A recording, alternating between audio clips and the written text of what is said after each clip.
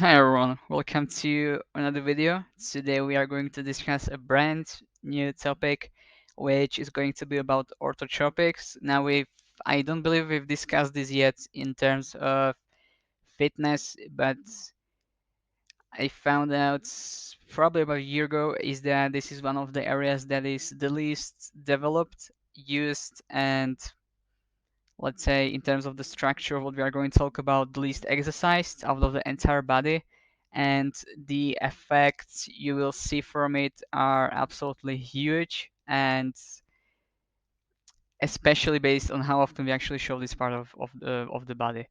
So just to come into what the hell is orthotropics, it basically talks about your face and the ways to actually improve your bone and muscle structure of the entire let's say layout or the entire structure of how you actually look like, which doesn't encompass your body, but it's just designed to improve your face. Now, to this day, I haven't been able to find why face isn't discussed that often in terms of improving its shape through exercises. It doesn't seem to be talked about that much in fitness. But what I would just tell you is that if you are actually thinking of the lowest hanging fruits, you would be able to just exercise, which almost no one else does. The face would be the number one. There is nothing else like it, and you could see like many guys who do manage to train to have really good bodies, legs, torsos, like basically every other muscle you would think of, biceps as well. But the face is something that I truly am looking forward to seeing more to be trained, especially among men in the future, because currently it's really, I would even say it's like it's a wonderland for a lot of us as to how to even train it. Now, in this video, I will give you the context and the theory behind how it actually works and how to train it, but not in terms of the exercises. If you would also like to see in the future the video about exercises, we can also make that to that one. I think it would help you quite a lot to do that. I will say one caveat to orthotropics is that for me, I will say that I will incorporate neck into that as well because neck has many similar characteristics to what we just described a couple of seconds ago. Is that one? It is really under leveraged. I mean, one of the only groups that actually do train are Formula One drivers, just because of the nature of their job.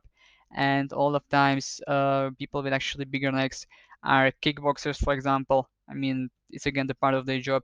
So those will be two groups that do train it quite a lot and have to.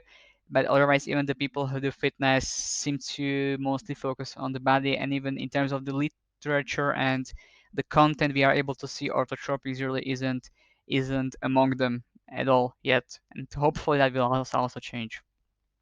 There are two things to say about the face.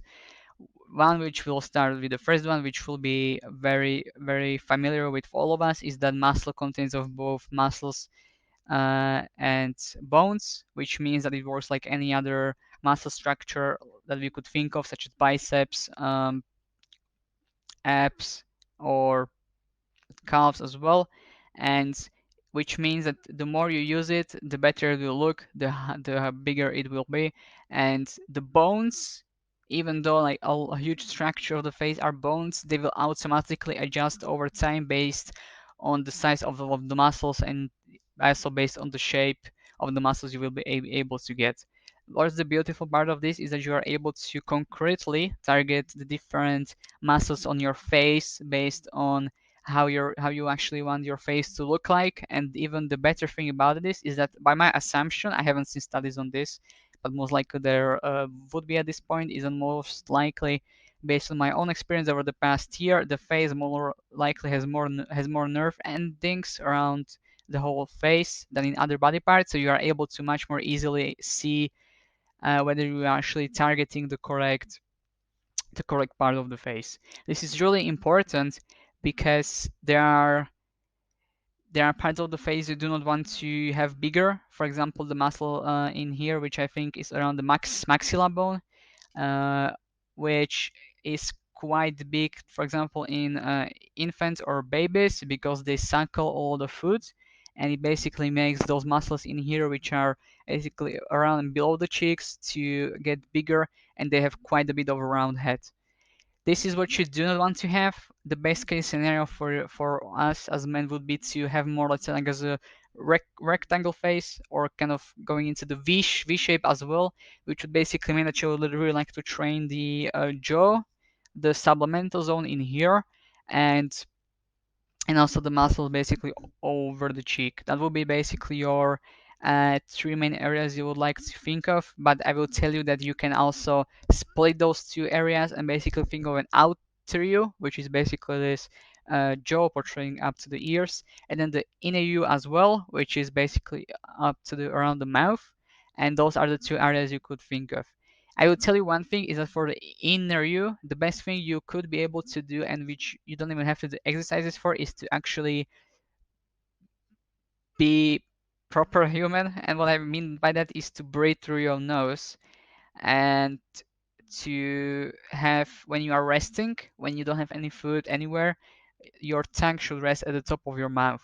This will automatically, one, work on your muscles and also on your bones all the time. If you sleep, if you are standing, sitting, waiting for whatever, if you just do those two things, you will take care of the inner you by itself.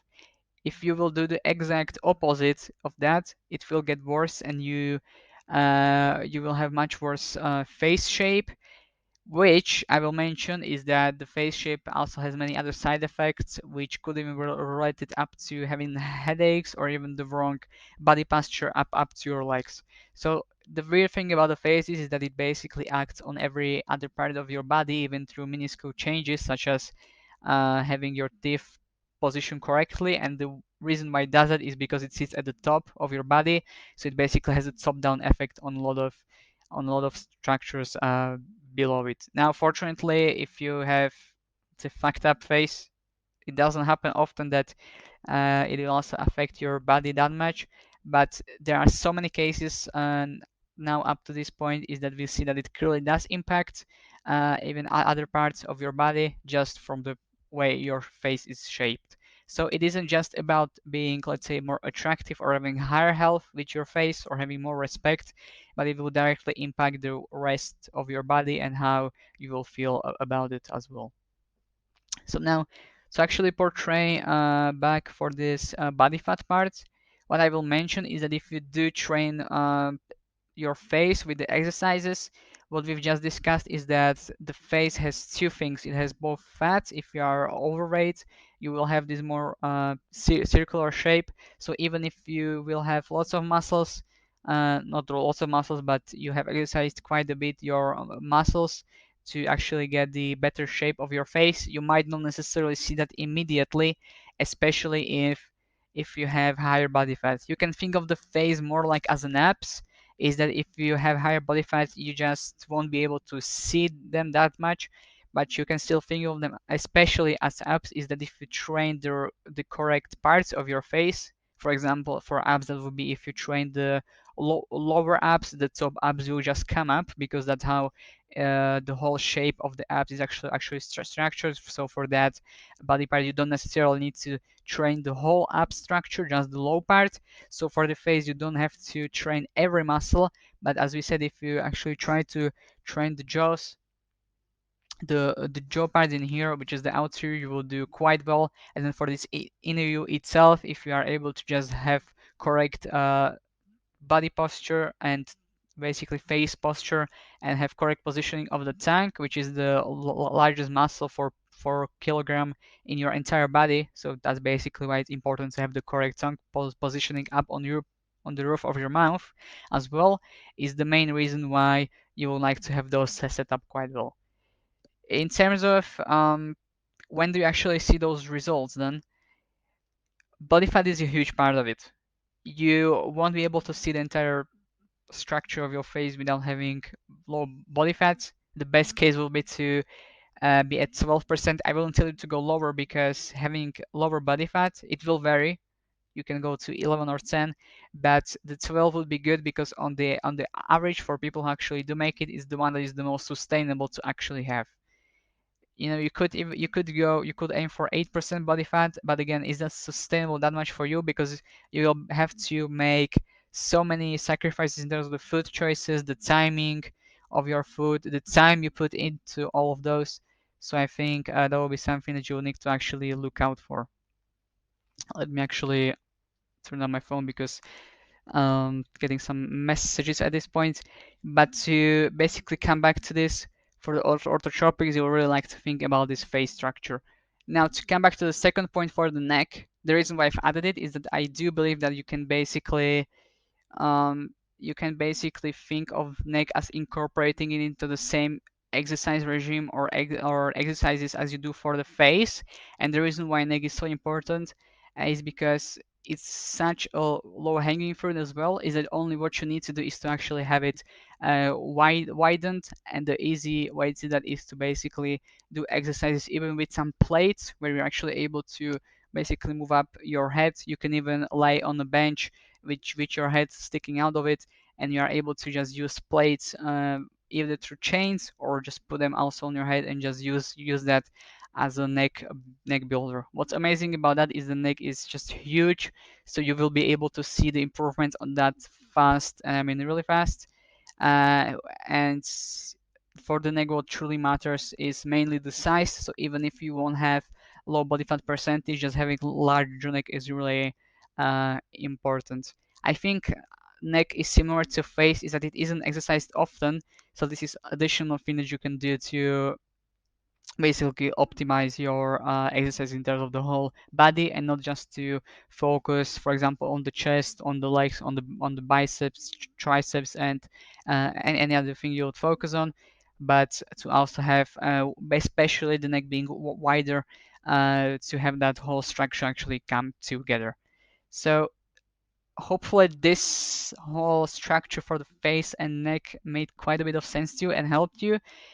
If you will be interested, I will probably also be able to basically make a video about which exercises you can do. I will basically give you a range of those so you can choose, but also what's I think important for you is to know which ones are the biggest bang for your buck, as we basically do on this channel, to at least give you information about training your face or the neck as we did now, or any other topics to basically make your life as much easier as you can while being as tough as you can.